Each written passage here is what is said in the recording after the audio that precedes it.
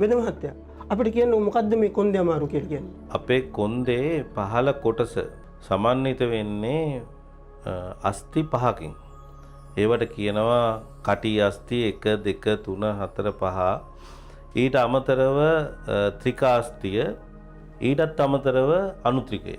ඇත්තටම අපේ බර දරාගෙන ඉන්න ශක්තිවන්තම කොටස තමයි මේ කොන්දේ පහළ කොටස කොන්ද. දැන් අපිට තේරෙන භාෂාවෙන් කිව්වොත් ලම්බය 1 2 3 4 5. එතකොට සේක්‍රම් එහෙම නැත්නම් ක්‍රොක්සි. ඔන්න ඔය ඒරියා එක තමයි මේ කොන්දේ අමාරුව කියන ආබාධ තත්ත්වයට අයිති වෙන පරාසය.